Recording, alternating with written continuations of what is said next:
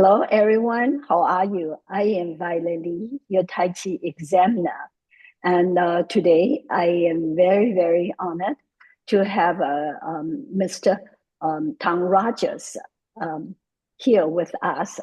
And Mr. Tang Rogers has done a very important job for the entire Tai Chi and Qigong community, which is, how should I say, it will help all of us.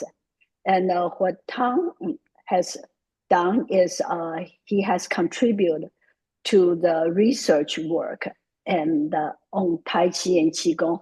When I say that, it doesn't mean say he personally to conduct any research. However, and he took over the huge responsibility from Dr.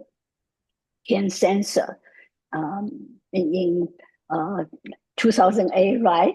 And then build up the database, which contains almost 20,000 abstract about the scientific studies on the healing art.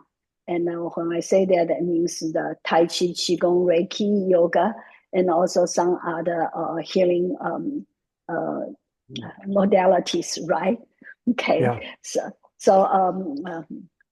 again, I feel very, very honored to have the pleasure to interview Tom Rogers. And one thing, everybody, you look at Tom, he doesn't really fit that traditional, like a Qigong expert, because first of all, he is Caucasian, not Chinese, right?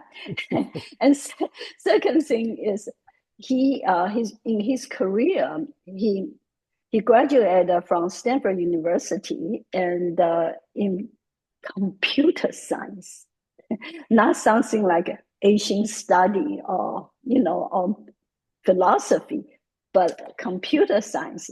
And he works decades in Silicon Valley and doing all these very high-tech things.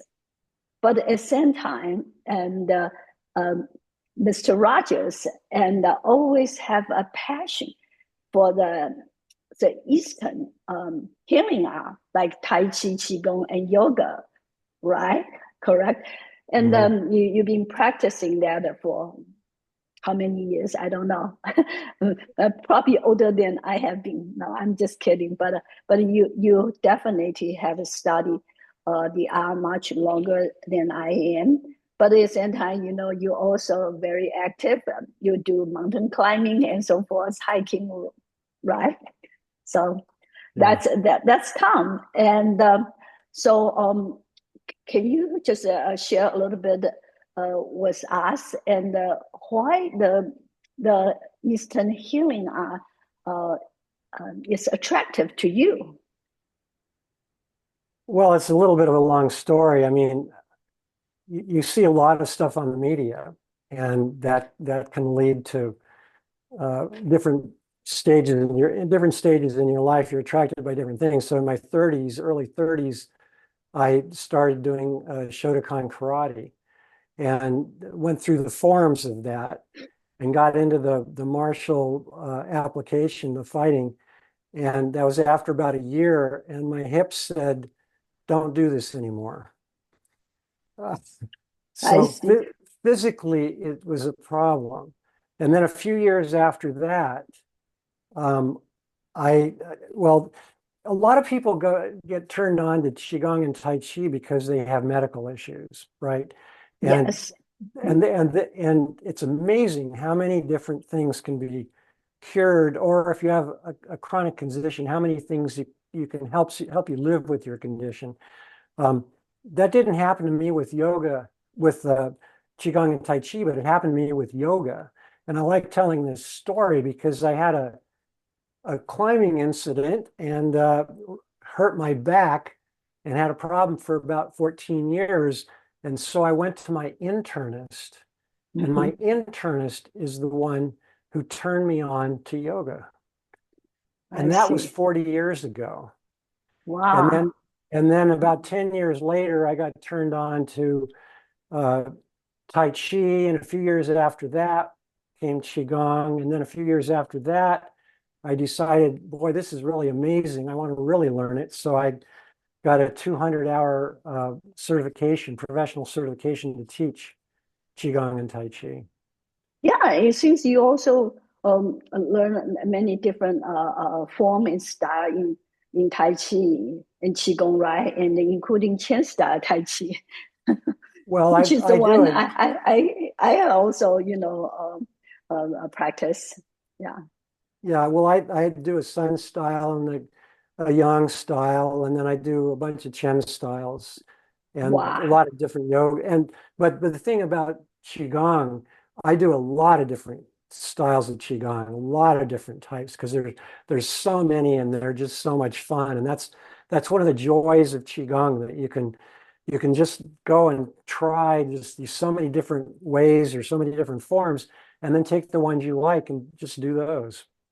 Yeah, exactly. And when people ask me, especially people, they learn the Tai Chi when they do Qigong, they have their mindset, oh, five family styles. No, no. With Qigong, if there are not, thousands, at least there are hundreds of different and exercise forms. And then a lot of time I found I can mix and match together and Mhm. do that, right? By the way, there's a picture behind you. Someone there climbing. Yeah, that's Who El Capitan. was that? You? No, I took the picture. Or you took a picture? But you must be at a pretty high level to match that Well, person. that was halfway up. I climbed El Capitan a couple of times in the 70s, and this was I see. it took us 5 days to do this. Wow, my God, that's a great picture. That's for sure. Yeah, it's one of my favorites, that's for Mhm. sure. Good. So you have a lot of experience learning different modalities in Tai Chi, Qigong, yoga. Um, then how did that, you also taught the healing art, am I right?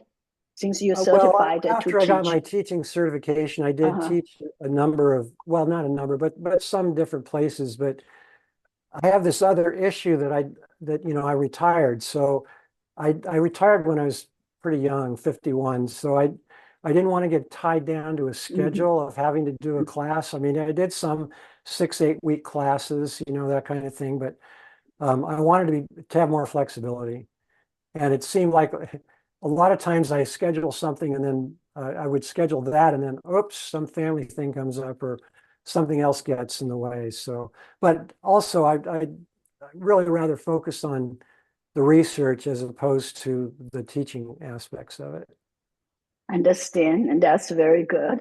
And so uh, previously, I mentioned a little bit about Dr. Ken Sensor, and who was a PhD in chemistry, and they had, if I remember correctly, he had written like 70 papers and have a lot of patents. Hmm. But then when he retired from SRI, Stanford Research Institute, another very reputable organization. And he's turning to Qigong, and he went to China and a few times and learned about it and even studied Chinese medicine. Then I guess it's in 1987. Is that right? Correct me if I'm wrong. And then he started to building a database about research for the Yeah, healing art. right. Uh-huh. He started doing that. He left SRI in the early 80s and then he wanted something that was going to challenge his intellectual curiosity. And so he eventually ran into Effie Chow, who's, a Yes. wonderful person. Love Effie. Mhm. Everybody needs 8 hugs a day. That's Effie. That's right. And the That's sweet Effie. belly laughs. Yeah. And Mhm. so she helped him have a home for his work up until 1996 when the Qigong Institute became a 501c3 on its own. But he realized that there was really not a whole lot of research done in the West on Qigong, and it was only after Deng Xiaoping, Mhm. rose to power in China that Mhm. Western style research really started. That was like the early 80s. And Yes. so Mhm. it Mhm. turns out that there was a lot of research was being done in the 80s on Qigong in China. And there were conference proceedings, which Ken found out about. It wasn't just China, there was a little bit in Korea and Japan too. So Ken goes and finds these, he had all these conference proceedings, but they were in Mandarin. So that didn't help. However, the abstracts were in English. So what he did was he created this database, and it was the first online database for Qigong research. It Mhm. was a CD that you could buy, and put on your computer, download it and everything, Oh. and then search it. And that's one of the things that got me interested in the Qigong Institute, because I wanted to get a copy of that, but I didn't want to have to pay for it. So I so I decided I was going to volunteer for the organization for that. You're the data expert, right? That was your field as your profession. Well, So accounting too. I mean, a background in accounting, so it fit. good, a good match. That's wonderful. And I think especially in nowadays, and when science in general was not being placed a big value as before. And I think that what Qigong Institute and yourself doing is very valuable, because that really, how should I say, preserve a lot of the study have done, and scientific study. And I have to admit, I felt very shameful myself growing up in Taiwan. And my mom was practicing Tai Chi when I was a teenager.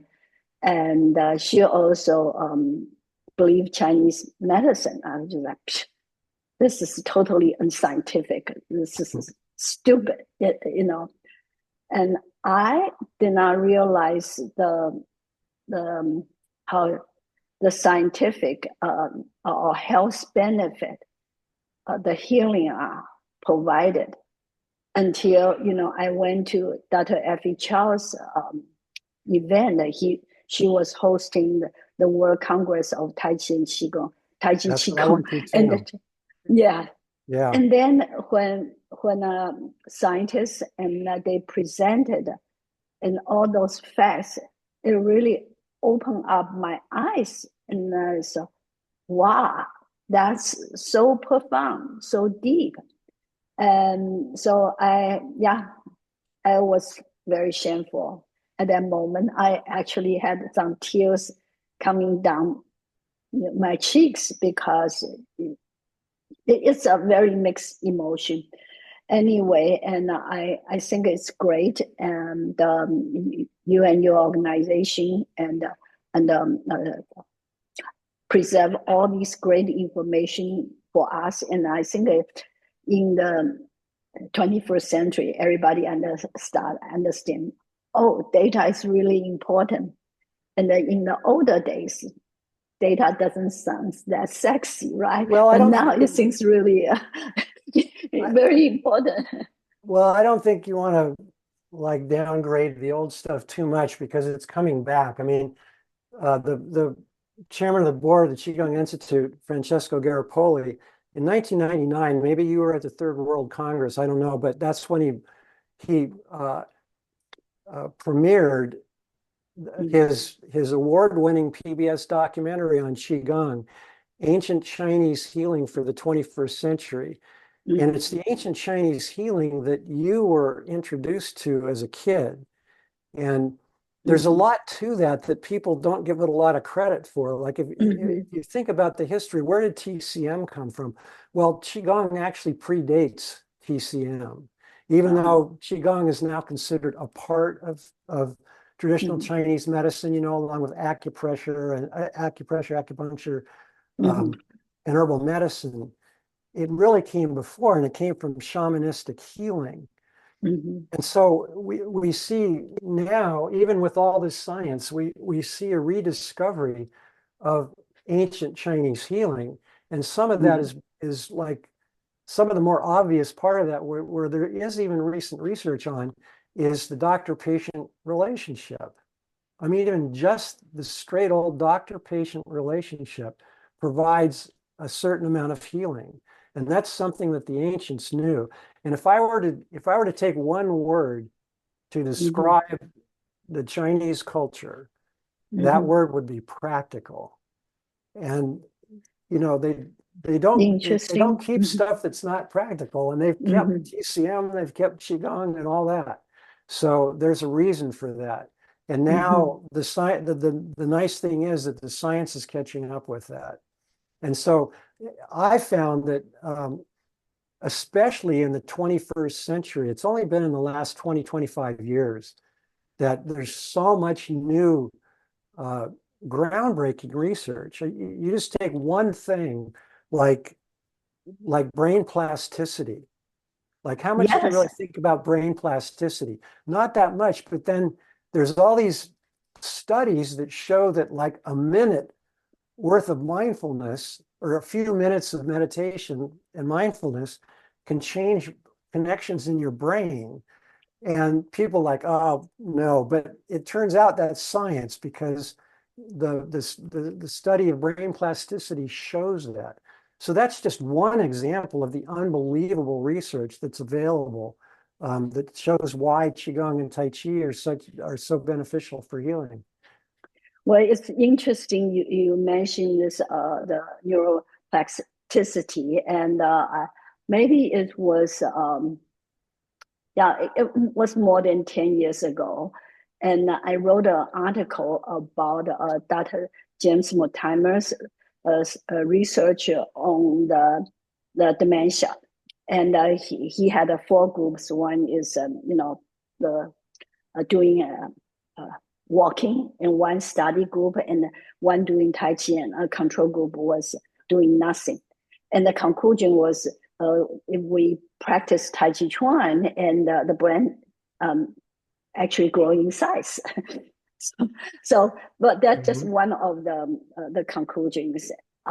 So one of the reader put a big comment underneath my article said, this is totally bogus. How can the brain grow bigger? Well, the brain just explode. Right. You just, and then people could say that with such a conviction. It's like um, he or she, I don't know, but it's like was authority on this thing. It was like, okay, so we really need more education, and people start to understand better. And I'm so glad that you mentioned in recent years there are more and more research work being done, and then I guess that also keep your work busier, right?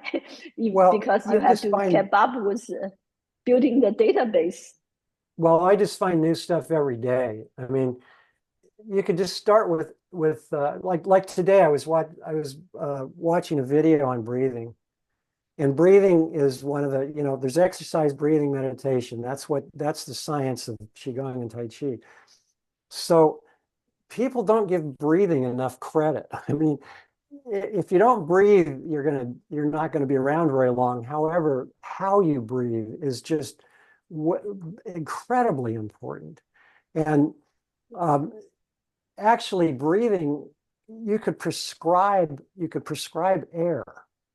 And people go, well, that sounds really kind of dumb or crazy that you prescribe air. But it Mhm. turns out that air or breathing is good for things like asthma or allergies or snoring, sleeping, hypertension. I mean, you name it. And what you have to do, or what is very helpful, is first of all, breathe through your nose because there's filtering of the air and there's warming of the air, and you're creating nitric oxide, not nitrous oxide. Nitrous oxide is what you get when you go to the dentist when you're going to get drilled on, and I see. so that's what laughing gas. Nitric oxide it's a vasodilator and a bronchodilator. And you're doing that just by getting that benefit just by breathing through your nose. And so you're regulating your homeostasis by doing that. And in Qigong, we recommend everybody learn deep breathing. And when you say deep, people immediately think, oh, I've got to breathe more. Well, that's not right. That's not what deep means. What deep means is that you use your diaphragm to do it. So when you breathe in through your nose, you can feel your stomach expanding and your lungs expanding, and your diaphragm is being engaged. So this slow, deep diaphragmatic breathing is good for so many things, and there's a biomarker for it, heart rate variability, and heart rate Mm-hmm. variability is one of these new things that people are researching now with regard to the benefits of breathing. There's other benefits you can get to the same place with mindfulness, but the heart rate variability is important because you want the beat to beat difference in the heart rate to be random. You don't want it to be, like this. Oh, okay. You see in movies, Uh-huh.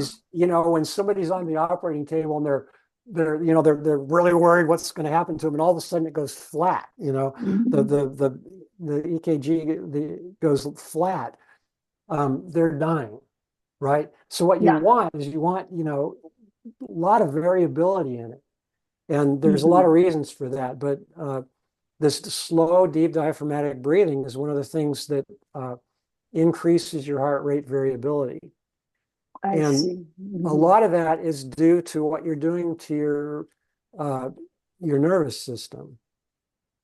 And some of the other research has found out about the autonomic nervous system. Mm-hmm. And in 1975, Dr. Herbert Benson from Harvard Medical School wrote The Mm-hmm. Relaxation Response. All right. But he didn't have any, interestingly, I went back and looked at his book because I had a copy of it on my bookshelf. And I look at that and I go, well, I can't find where he talks about breathing in there. You're And right. then, I don't remember seeing that yeah. either. And in the 70s, also, John Kabat-Zinn introduced mindfulness Mm-hmm. to medical research and clinical practice. And mindfulness, and one of the things that grew out of that was Mm-hmm. mindfulness-based cognitive therapy. That didn't necessarily include breathing either, Uh-huh. But now, as breathing has become obviously more important and more clinicians are finding out about it, then breathing is being included more. But what the both of those things are doing, what the breathing is doing, and what the mindfulness is doing, Mm-hmm. is down regulating the sympathetic nervous system. So Mm-hmm. the fight or flight response is lowering. You're getting less stress, and the parasympathetic nervous system, which is the rest or digest, Mm-hmm. is taking precedence, and that's great for healing or social interaction or you name it. So there are just so Yes. many things like that that are being found out about the benefits of Qigong and Tai Chi. Yes, very good. So, as an instructor myself, I teach Tai Chi and Qigong, and oftentimes my students ask me, say, "So, I have this health problem, and does that doing this exercise help me or whatever?" And yeah, in general, I would say it has holistic benefit, right? But in this country, especially if you're not feeling good on certain part, you want to know. Does that really help me? Has any study been done that way?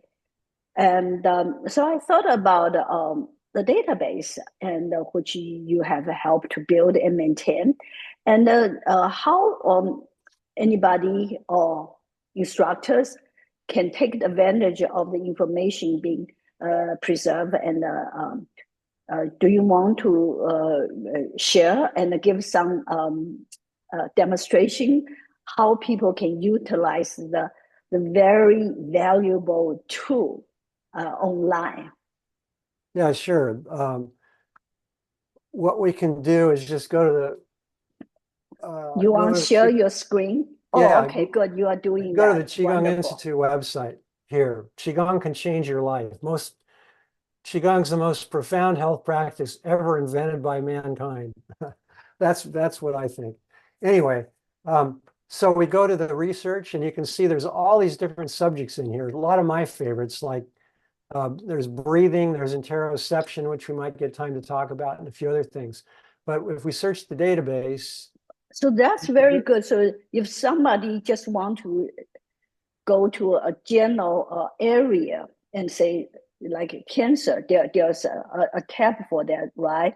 And then if they, I saw Qigong well, for cancer actually, and whatever, or different things. Yeah. right. So, I mean, if cancer, this is a lot of the stuff that I put on here through, these are sort of my greatest hits of the best of what's in the database. Uh-huh. You'll find on these pages kind of a summary of what's best. So if you wanted to know about Qigong for cancer, here it is right here. I mean, there's Yeah, all the that I recognize that's Dr. Linda Lucky, right, right? she, right. that's Yeah, her, she's one her of the main program. researchers in that. Mhm. So yeah, Qigong is there's just many papers on how good Qigong is for cancer. And in China, some people have been cured, but that's not, you wouldn't find Western medical research saying cure with regard to Qigong and cancer. But what it would help with is if you're uh, if you're in a cancerous situation, if you have cancer, then it's going to help in a lot of ways, especially with the quality of life. Uh, and that's huge. But if we go to the Qigong and Energy Medicine database, we can just look up something like Qigong, and there's 2,690 different matches for Qigong. Wow. So Yeah. that's a fair number. But if you wanted to find out a little bit more, let's try anxiety. See, I don't know. I'm just randomly doing to see what happens. So there's 217 matches here about research that talks about Qigong and anxiety. I really like how the tool, you know, is easy to use. If you want to add more criteria, you just there's a plus sign there, and then you can add it, and Right. that's very nice. Uh-huh. Yeah, And there's you one other can use thing. it Well, there's says between another the thing tongue. I wanted to Uh-huh. show here was if let's just take mindfulness. Whoops. If we want to look at how much research there is on mindfulness. So there's 1,906 matches, but Whoa, which is a fair number. But if we want ones that have mindfulness and qigong, there's 98. So good. Uh-huh. that's a huge difference. And the point that I want to make here is that there's so much research out there on the fundamental components of qigong, but Mhm. there's not necessarily the same research on the fundamentals of qigong uh, as there are with other things like mindfulness. So putting the two together is there's not as much research on the two together. But then, see, I'm a consider myself more of a librarian, and I agree with Roger Yanka, who's very well known in the Mhm. qigong community and was one of the co-founders of the NQA. And he says, well, by extrapolation, you can say, since there's so many things that say that mindfulness is good, and mindfulness is really the one of the first things you do in Qigong meditation. It's not the 800-pound elephant in or gorilla in Qigong meditation. That's interoception. But you start with mindfulness. And you can see that we saw here that there's just that tremendous amount of research on mindfulness and Yes, how good this it is is. good. You have the title there, author, and what it Right. first published and the date. Wow, that's very good. So if people wants to read it and they can hit the view or the title, right? There's a link Yeah. there. And then I just wanted to show this one other thing here. If we do Qigong again, and you can see Ken started doing this in like 1986. And here's Oh, huh. the first international seminar on Qigong, 1986. So that wasn't like that long ago. Well, you know And what? I recognize the name author Lin Hos. I think oh, that really? he is the guy created Tai Chi Qigong 18 form, which is very, very probably the most popular Qigong form around the world. Wow. That's a yeah, that's a lot of people's introductory course to Qigong. That's a small world. Yeah, well, I believe was a Shanghai whatever medical school or something, and he created that. So if we look now at Qigong and interoception, there's 5 matches. So there's actually something that's been done with Qigong and interoception. But if we look at interoception by itself, let's just see how many there are. 315. Now, Whoa. Mhm. interoception is really interesting because if let me stop this for a minute. So interoception is interesting because the first international conference on it was held in 2016. You know, Uh-huh. that's only 9 years ago. So this is really new research. And so interoception is the body's way to maintain homeostasis. It's the body and mind's way to maintain homeostasis. Well, Mhm. it turns out that interoception is also the main component of Qigong meditation. And Mhm. most people just don't even know that. It's not on the radar screen. Like they might understand the fact that, yeah, mindfulness, because you practice Mhm. mindfulness to get into present moment awareness. So you're Mhm. aware of just your moment to moment experience. Mhm. But then how does homeostasis work? Well, homeostasis works because your body's telling your brain what's going on, and it's doing it via the vagus nerve. And it turns out Mhm. the vagus nerve is taking all of this information from the body and your visceral organs and Mhm. sending it up to the brain. And then information is coming back. So 80% of the sensory information is going up and 20% is coming back. And the interesting thing that theoretical neuroscientists have found out uh, and proposed is that the brain keeps a model of your sensory input and experience to date. And then as your mindfulness, you're concentrating on your present moment experience.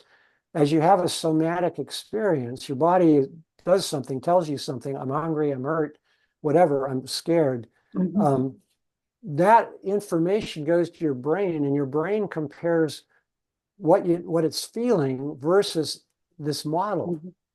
And Mhm. when the two are not in sync, that's a dysfunction. And it turns out emotional Mhm. regulation depends upon how in sync those two are. Mhm. So interoception is really how close those are is a measure of where your autonomic nervous system is. And so, for instance, if your autonomic nervous system, you're always kind of like on edge, you might have an experience where if you're on edge, you're gonna react to that like, oh, I'm Mhm. scared or there's a Mhm. problem. Like your sympathetic nervous system's gonna be ramped up, but somebody else who's chilled out might go, well, what's the problem? That's no big deal. Mhm. So it's really interesting when you start getting into the details of interoception, how utterly important it is. And Qigong is an interoceptive practice and therapy.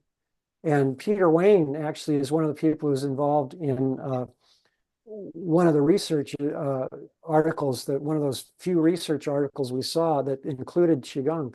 Um, it showed Mhm. how important the Qigong is. Well, you know what? I really appreciate for what you just shared because I have heard interoception, but I never have a real a good grasp of how it actually, works and means. And so thank you so much for sharing your insight, and that's very beneficial for me, and I'm pretty sure beneficial for a lot of other people. And then you mentioned Dr. Peter Wen. For some of you, you probably all know Dr. Peter Wen, and in case you don't know, he is a scientist at Harvard Medical School and have done a lot of research on Tai Chi and Qigong. And let's get back to Tang, what you previously showed us. I thought it was very interesting. First, you just do the interoception, and it came out a lot. I think a 300 some study or whatever. Right, I cannot yeah. remember. And then once you put an end qigong, and then it was less than 100, right?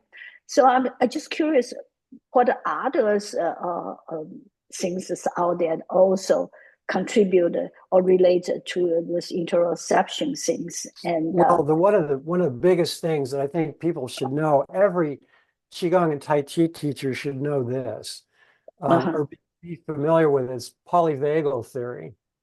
uh-huh, So, so the vagus nerve, mm-hmm, even in medical schools, mm-hmm. the vagus nerve is The almost longest nerve. is often taught as a teeter-totter. One goes up, the other goes down, but Mm-hmm, that's not the way it works.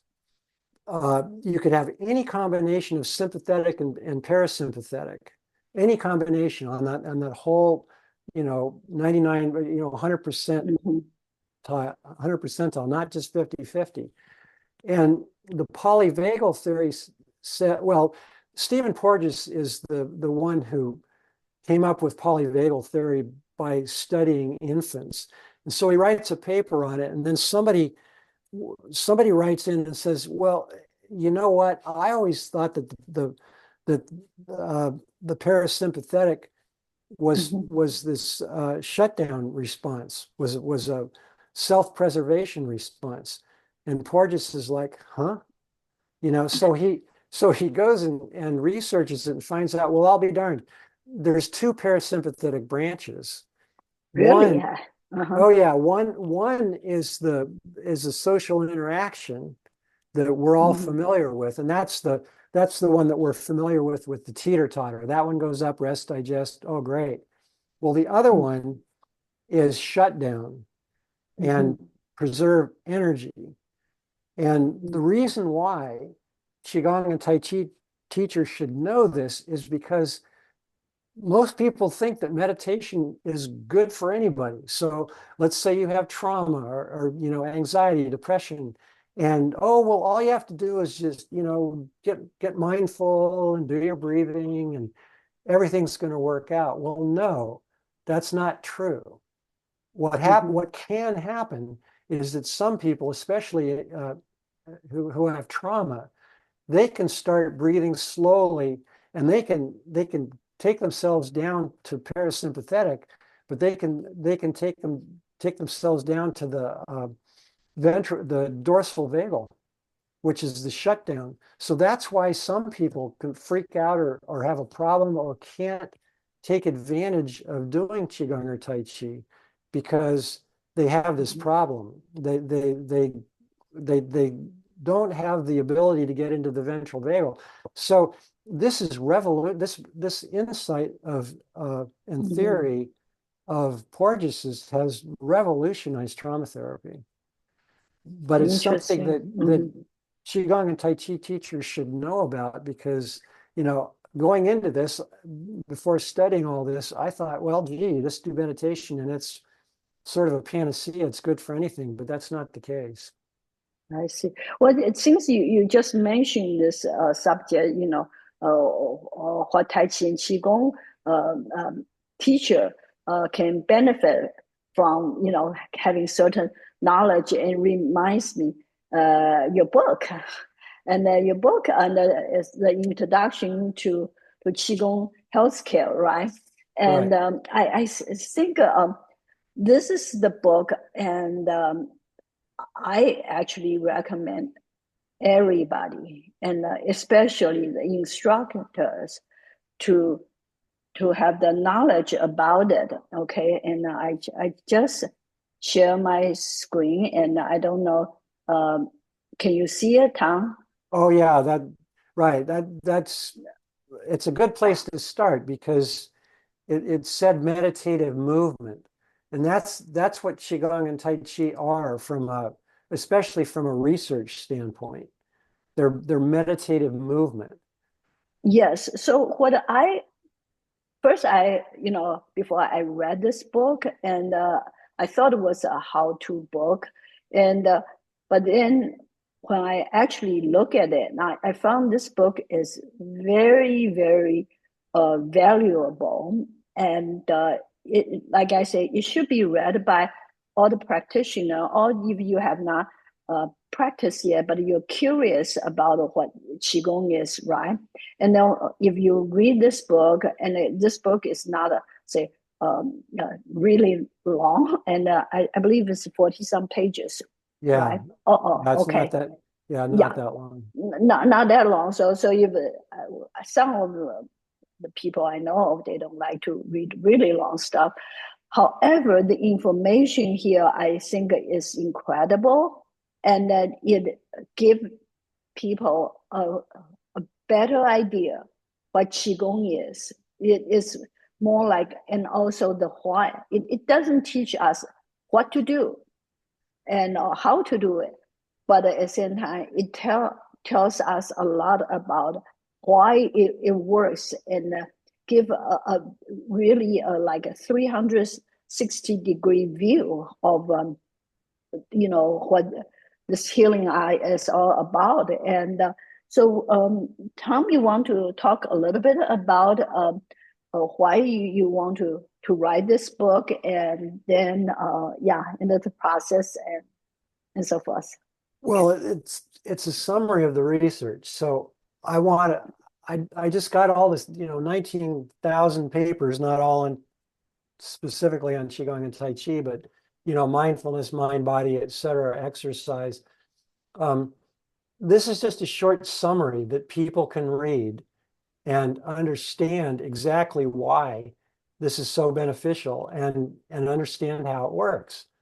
It's only been like I've seen in the last 5, 10 years that um, the research has been focusing on mind body in the title of the in the title of the research. They're saying mind body now, and there's traditional Chinese exercise, which means uh, qigong and tai chi, and the fundamental components of qigong, for instance, is really important. And you look at exercise, for instance, the American College, one of the things that's included in here is the American College of Sports Medicine, which is an international organization for sports medicine, puts out a position stand every 10 years. And in 2010, their position stand came out and said that sports medical professionals should be prescribing Qigong and Tai Chi for cardiovascular, musculoskeletal, and neuromotor fitness. And that's basic function. So here you have this incredible professional organization recommending prescribing Qigong and Tai Chi. And Yeah. that's like huge. And then Oh yeah, definitely. Mm-hmm. yeah, and there's another story about this Jordan Metzel, who's a sports medicine doctor, goes to Cornell and gives a lecture I think it was 2014 or something, gives a lecture to medical students. It was the first lecture on exercise to medical students in the 200-year history of the medical school. Wow, So very Qigong is interesting. exercise, and people wouldn't really think of saying that or making that really well known about how important just plain old exercise is. And Mm-hmm. it's only as recently as like 2016 that Time magazine came out with a cover story that said if exercise were a drug, it would be the most profitable uh, pharmaceutical ever invented. Yeah. But I would Mm-hmm. say that the most the best pharmaceutical isn't a pharmaceutical, it's Qigong and Tai Chi because it does the equivalent, basically. Yeah, it's just good. Like you previously mentioned about the heart rate variabilities, and then you're talking about the poly Vega theory, and then you're talking about interoception.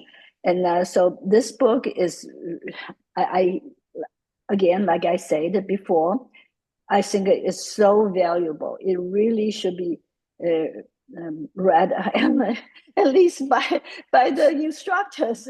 They should be a lot more knowledgeable, and then it is Tai Chi and Qigong is not just a simple exercise. It's the it's how should I say the best exercise. Well, the way I describe it is I do it, well, I do it for a lot of reasons, cross training, et cetera. But one of the main ways to look at it is a lot of people go, well, I would really like to increase my lifespan, so I'm going to go exercise to increase my lifespan. Well, that's not the way I look at it. I look at it, I want to increase my health span. There's a difference between health span and lifespan. Health span means that you're healthy longer, that you're healthy, you're able to do things that you want to do, that you've always done, that you've been physically able to do. So I want some practice that's going to increase my health span. And it may increase my lifespan too, which is great. But I don't want to be old and feeble and not able to enjoy life. I want to be able to be active as long as possible in my life. In other words, I want a longer health span. And Qigong and Tai Chi is a way to do it. But I also say Qigong and Tai Chi aren't a silver bullet. It's not like you just do it once or you do it twice or a little bit here and there. It requires behavior change. You have to change your behavior and make it part of your lifestyle so that you can increase your health span. Very, very true. First of all, I'm going to borrow the term you just say, the health span. Okay. Do I have your permission using health span from now on? Sure, Okay. And then, sure. yeah, well, according to traditional Chinese medicine, and it's a yang sen. Yang sen is as you said, is a whole lifestyle things, and including sleeping and eating, right? Yes. Yeah. Granted, a lot of things we have no control over. For example, I say environmental pollution and so forth. But we should do as much as we can, and then just um, prolong our health span. And so, yeah, this is a great. So, where can we get the book? Like I say, I think everybody should get the book. Well, the easiest way is just go to the Qigong Institute website, and there's several. It's in several places. One is just right on the homepage, and then there's one page has got the first chapter with the introduction to it, where like for instance the Global Wellness Institute, which is trying to worldwide promoting wellness and Mhm, saying and they're saying that that mindful movement practices are the mhm, number one physical activity. So mhm, that's a big deal. And Qigong and Tai Chi or mindful movement or meditative movement, however you want to call it. So mhm, they're right there with the latest. It's great. mhm. But I also learned it, and yeah, you are donating all the money to Qigong Institute, right? You don't get paid when No, people buy your I don't book. get anything from it. Somebody's got to pay for the website and the podcast. So that's the memberships and the ebook. Yeah. So you wrote the book, and then you're donating the book to the Qigong Institute. So whoever or buy the book, and then the money goes to the Qigong Institute. That's Right. very, very kind of you. And I think that's a true love for humanity. Mm. Yeah. Well, thank you so much, Tom. I think we can just keep talking, but I know you're very busy and you have other things to do in life. But if you don't mind, in the future, maybe we invite you back and talking about some a more specific area. And how about that? Sure, like emotional regulation and interoception are just like this. So we could talk about that for a long time. You do interoception, you have emotional regulation, and then you've got the ability to handle mental problems and physical problems. It just, the research just goes on and on. It's That wonderful. sounds fascinating. I also have to admit, I have to do my homework before Mm. interview you, so I can talk more intelligently. And but that definitely seems a very important subject, and more and more we found that people have have a, they have the physical problem, health problem, but so much is tied into the emotional things. And then, but how do we do, and then to really heal the person? And I'm glad to hear you just mentioned that. And yes, we let's definitely schedule Well, another. let me just say one more thing about that. Um, People having problems, especially chronic, you know, Mhm. the current biomedical model doesn't do very well with chronic illness, and it doesn't address prevention. So the Qigong and Tai Chi address both of those with a Mhm. biopsychosocial model. And biopsychosocial model of medicine starts with the biomedical model, but it includes psychological and social aspects of well-being, resilience, and healing. And that's where Wow. Qigong and Tai Mm. Chi can just make a huge difference. Wow. That's really, really profound, and then and very interesting to dive in deeper. So we will save that for next time. Okay. Thank you so much, Tom, and then spending your very valuable time with us today. Thank Okay, you. thank you. Respect. Right.